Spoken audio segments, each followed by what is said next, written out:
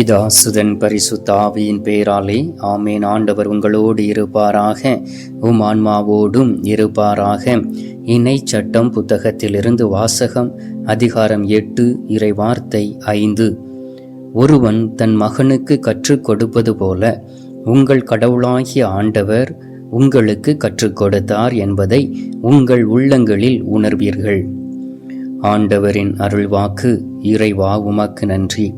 எங்கள் பரலோக தந்தையே, இயேசு கிறிஸ்துவே, தூயனல் ஆவியே, தந்தையே, இந்த அருமையான காலை பொழுதிற்காக உமக்கு நன்றி சொல்லி உம்மை துதிக்கிறோம் சுவாமி. தகப்பனே, ஒவ்வொரு நாளும் அதிகாலையிலே எங்களை தட்டி எழுப்பி உமது கிருபையினாலும் இரக்கத்தினாலும் எங்களை நிரப்புவதற்காக உமக்கு நன்றி சொல்லி உம்மை துதிக்கிறேன் சுவாமி. தந்தையே, இந்த நாளிலும் கூட நீர் எங்களுக்கு வாக்கு கொடுத்திருக்கின்றீர். ஒருவன் தன் மகனுக்கு கற்றுக் கொடுப்பது போல உங்கள் கடவுளாகிய ஆண்டவர் உங்களுக்கு கற்றுக் கொடுத்தார் என்று. ஆம் தகப்பனே, ஒவ்வொரு நாளும் உமது புதிய ஆற்றலினாலும் புதிய வார்த்தையினாலும் எங்களுக்கு கற்றுக் கொடுக்கின்றீர். ஆனாலும் தகப்பனே, உமதுடைய குரலை கேட்காதபடி நாங்கள் இந்த உலகத்தில் வாழ்ந்து கொண்டு இருக்கின்றோம். அவையெல்லாம் எங்களுக்குள் இருக்கக்கூடிய பாவச் செயல்கள் என்று நாங்கள் அறிகின்றோம். அன்பார்ந்த இயேசு சுவாமி, அநேக முறை எங்களுடைய தேவைகளை உம்மிடம் நாங்கள் எடுத்துரைக்கின்றோம். ஆனாலும் தகப்பனே, எங்களுடைய தேவைகள் நிறைவேறாமல் இந்த உலகத்தில் இருக்கின்றன. அதற்கு காரணம் நாங்கள் செய்த தீமையான செயல்கள் தான் என்பதை உணர்கின்றோம். எஸ்ஐயா 59 அதிகாரம் 1, 2 இறை வார்த்தையில் சொல்லப்பட்டு இருக்கின்றது. கேட்க முடியாத அளவுக்கு என்னுடைய காதுகள் மந்தமாகிவிடவில்லை, கொடுக்க முடியாத அளவுக்கு என்னுடைய கைகள் குறுகி போகவில்லை. ஆனால் உங்களுக்கும் எனக்கும் இடையே ஒரு பிளவு இருக்குமே என்றால் அது நீங்கள் செய்த பாவமே என்று சொல்லி, தகப்பனே, இந்த அதிகாலையிலே நாங்கள் செய்த பாவம் ஒவ்வொன்றையும் நினைத்து அதற்காக நாங்கள் மனம் வருந்துகிறோம் சுவாமி. அநேக நேரம் உமக்கு பிரியமில்லாத வழியில் நாங்கள் நடந்து இருக்கின்றோம். உமது குரலை கேட்டும் கூட ஆண்டவரே, உம்மை பின்பற்றாதபடி நாங்கள் இருந்திருக்கின்றோம். உமது வார்த்தைகளை வாசிக்க வேண்டும் என்று இருந்த நேரத்திலும் கூட உமது வார்த்தைகளை வாசிக்க முடியாதபடி ஆண்டவரே நாங்கள் சோர்வுற்று, ஆண்டவரே, சாத்தான் எங்களுக்கு தூக்கத்தை கொண்டு வந்து உமது வார்த்தைகளை தியானிக்காதபடியும் ஜெபமாலை சொல்லி ஜெபிக்காதபடியும் எங்களை பாவத்தில் தள்ளியிருக்கின்றான். சோர்வின் ஆவியை கொடுத்திருக்கின்றான்.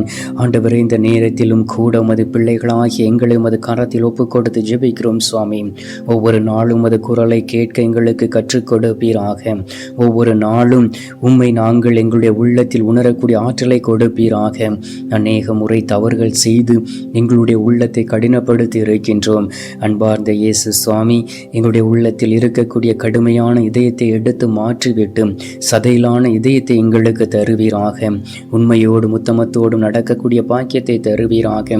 உலகத்திற்கு பின்பாக சென்று நாங்கள் பாவம் செய்திருக்கின்றோம். பாவ வழியில் விழுந்து சாத்தானுக்கு ஊழியம் செய்யக்கூடிய பிள்ளையாய் மாறியிருக்கின்றோம். இந்த நேரத்திலும் கூட தகப்பனே, எங்களுடைய குரலை கேட்டு எங்களுக்குள் இருக்கக்கூடிய பாவ பழக்க வழக்கங்கள் எல்லாவற்றையும் உமது பரிசுத்த இரத்தத்தினால் தூய்மையடைய செய்யும்படியாக ஜெபிக்கிறேன் சுவாமி. தகப்பன், இந்த நேரத்திலும் கூட யார் யாரெல்லாம் நோய்வாய்ப்பட்டு இருக்கிறார்களோ, குறிப்பாக தன்னுடைய தலைப்புறத்தில் உள்ள நோயை நாள் பாதிக்கப்பட்டு இருக்கிறார்களோ, அவர்களை ஒப்புக் கொடுக்கின்றேன். உமது முள்முடியிலிருந்து சிந்திய இரத்தத்தினால் ஆண்டவரே அவர்களுடைய தலையில் உள்ள நோய்களை எடுத்து மாற்றிடுவீராக. ஆண்டவரே, உமது முள்முடியிலிருந்து சிந்திய இரத்தத்தினால் ஆண்டவரே கண் பார்வைகளை தெளிவாய் கொடுப்பீராக. முள்முடியிலிருந்து சிந்திய இரத்தத்தினால் காதுகள் தெளிவாய் கேட்கும்படியாக, காதின் செவிகளை திறந்திடும்படியாக ஜெபிக்கிறேன் ஆண்டவரே. சிரசில் இருந்து சிந்திய இரத்தத்தினால் அவர்களுடைய நாவை தொட்டு ஆண்டவரே நன்றாக பேசக்கூடிய வல்லமை ஒவ்வொருவருக்கும் கொடுப்பீராக. அன்பார்ந்த இயேசு சுவாமி, எல்லா காரியங்களையும் உம்மால் செய்ய முடியும் என்று நாங்கள் விசுவசிக்கின்றோம். ஏனென்றால் நீர் இந்த உலகத்தில் வாழ்ந்த பொழுது சென்ற இடங்களிலெல்லாம் அற்புதம் செய்தீர். உம்மை தேடி வந்த பிள்ளைகள் எல்லோரையும் சந்தித்து நீர் அவர்களை நாங்கள் ஒரு போலியான வாழ்க்கை வாழ்ந்தது போதும் சுவாமி. எஸ்ஐயா 55:3 சொன்னதுபடி, எனக்கு செவி கொடுங்கள், என்னிடம் வாருங்கள், கேளுங்கள், அப்பொழுது நீங்கள் வாழ்வடைவீர்கள் என்று. நாம் தகப்பனை, உம்மை தேடி வந்திருக்கின்றோம். உமக்கு செவி கொடுப்பதற்காக அதிகாலையிலே எழுந்து இருக்கின்றோம். எங்களுடைய குரலை கேட்பதற்காக எங்களோடு கடந்து வந்த என் அன்பு நேசரே, இதோ உமது பிள்ளைகளாகிய நாங்கள் உமது குரலுக்கு செவி கொடுக்க காத்து இருக்கின்றோம். எங்கள் எங்களுடைய தீமையான காரியங்களை மன்னித்திருக்கின்றீர், பாவங்களை மன்னித்திருக்கின்றீர், எங்களுடைய வாழ்க்கையில் அற்புதங்களை செய்திருக்கின்றீர். ஆனாலும் தகப்பனே, அநேக முறை உம்முடைய வார்த்தைகளை பின்பற்றவில்லை. ஆண்டவரே, நீர் கொடுத்த அழகான வாழ்க்கையும் ஆசீர்வாதமான வாழ்க்கையும் உதறி தள்ளி இருக்கின்றோம். ஆண்டவரே, நீர் கொடுத்த நிறைவான வாழ்க்கையும் திருப்தி தரும் வாழ்க்கையையும் அமைதியும் ஆனந்தம் தர வாழ்க்கையும் நாங்கள் சுவைத்து பார்க்காமல் இருந்திருக்கின்றோம். இந்த நாளிலும் தகப்பனே, யார் யாரெல்லாம் திருமணம் முடிந்து திருக்குடும்பமாய் வாழ்ந்து கொண்டு இருக்கிறார்களோ அவர்களுக்குள் பிரிவை கொண்டு வந்து விடாதபடி, சாத்தான் போலித்தனமான திட்டங்களை கொண்டு வந்து விடாதபடி, உமது வார்த்தைக்கு கீழ்ப்படிந்து அதன்படி நடக்கக்கூடிய பிள்ளைகளாய் நீர் அவர்களை மாற்றிடுவீராக. அன்பார்ந்த இயேசு சுவாமி, நீர் கொடுக்கக்கூடிய அந்த தெய்வ மகிழ்ச்சி அவர்களுக்குள் கடந்து வரும்படியாக ஜெபிக்கின்றேன். நீர் யோவான் நற்செய்தி 14வது அதிகாரம் 27வது வார்த்தையில் சொல்லி இருக்கின்றீர், அமைதியை நான் விட்டு செல்கின்றேன், நான் தரக்கூடிய அமைதி இந்த உலகம் தரக்கூடிய அமைதி போன்றது அல்ல என்று சொன்னீரே. ஆம் தகப்பனே, நீர் தரக்கூடிய அமைதி இந்த உலகம் தரக்கூடிய அமைதி போன்றது அல்ல என்பதை நாங்கள் அறிந்து இருக்கின்றோம். அன்பார்ந்த இயேசு சுவாமி, ஒவ்வொரு நாளும் எங்களுடைய வாழ்க்கை துக்கத்தில் கடந்து போகின்றது.